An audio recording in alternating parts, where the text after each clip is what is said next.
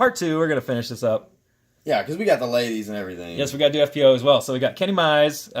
Really started out strong, had a lot of birdies through this front 9, which is typically the tougher part of the course, I would say. I think it's easier to get birdies on the front 9. Easier to get birdies, okay. Mm-hmm. Yeah. Okay. But it's harder to maneuver those holes. So sure. like the birdies you're getting are deserved. Yeah, good birdies. So we see him with a lot of birdies, 83% from circle 1. We see a 3-putt here. I'm sure he would have liked that back. 14, is that the raised basket? Yeah, it was. Yeah, that's the raised basket on the high side. That's the raised basket. We see a 2-putt here from inside the circle. That 15 is a really tough green, and I imagine he was a little flustered after this 3-putt. Right. So we see that. We see him take down 2 circle 2-putts. That's pretty good. 25%. A lot of opportunities in the circle. 72% inside circle That's 2. good. That's the most of any of the players we've seen. So Kenny was really setting himself up with some chances. He knows this course well.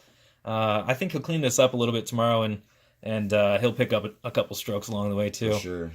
We got Andrew Kaluk, who I had the pleasure of caddying for today. And his round was a little up and down, but I felt like he shot better than what it was. Like, he had some really good throws. He finished really well. Yeah, he started out a little shaky. He kind of said he hasn't had a ton of practice rounds in. He's been so busy with some other stuff, so he hasn't quite got the practice in that he wanted to get. Working at the factory, that's what he's been doing. Working, filling orders, keeping everybody happy. Yeah, throw in, huh? For a 3.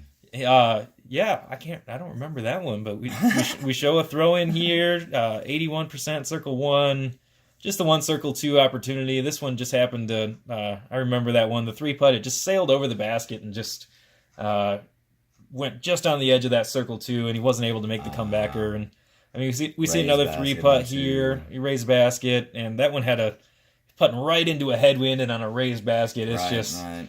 Dangerous. Maybe we lay that one up next time, clean up that stroke. But I really think he'll shoot better tomorrow as well. I know I'm saying that about a lot of people. Andrew but can crush. He's a crusher. He's a bomber. This is a bomber's course, and so I definitely expect him to come back and shoot at least 3 or 4 down tomorrow. And then I think our last Team Discraft guy, we got Brandon Oleski, a former AmNats winner. Right. And so he's won on this course before. He's won on this course before. He shot some good rounds. This was not one of them. I know that he's practiced this course. I know he shot well on this course. Right. And I mean, he putted okay, 90% in the circle. He missed 2. He had some opportunities. It looks like he needs to get off the tee a little better tomorrow. Probably get off a little cleaner. 26% of fairways, so he was just off the fairways at least on a lot of these holes. 33% from circle 2. I imagine being off the fairway made for some really tough up shots. Yeah. Some of those roughs are really, really thick. He scrambled pretty decently, though. A lot of scrambles, though. We see a lot of scrambles. He worked his magic on the scrambling game. Yep, 75% is solid. 90% from circle 1 is good. I know he can do a lot better than this. He's shot 6, 7, 8 down out here, and there's a couple of hole changes, but I really think he could come back and shoot a 5 or a 6 down tomorrow if he plays to his capabilities. So that's it for the MPO side. So we're going over to FPO. And leading the charge for the Discraft ladies, we have Sarah DeMar, who is a Michigan native.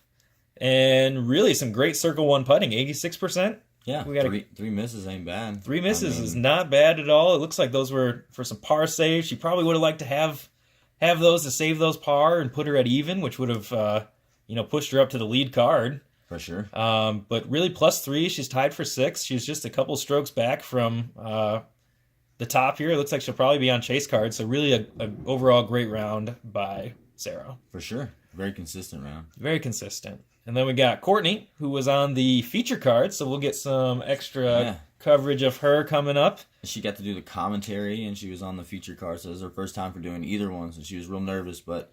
And she told me she was a little nervous on some of her putts, as you can tell. The two putting on a couple in the circle and a 3 putting. Tough 3-putt there. She had the best drive on that hole. She threw probably a 420-foot sidearm down this huge hill. Crush. And she almost threw it in for 2, but it went a little far. And then she said she aired it, and then she missed her comeback because it was a downhill putt, then back uphill. So yeah, a couple mistakes, but she's her mind's ready, man. She's ready. She's been on a hot streak.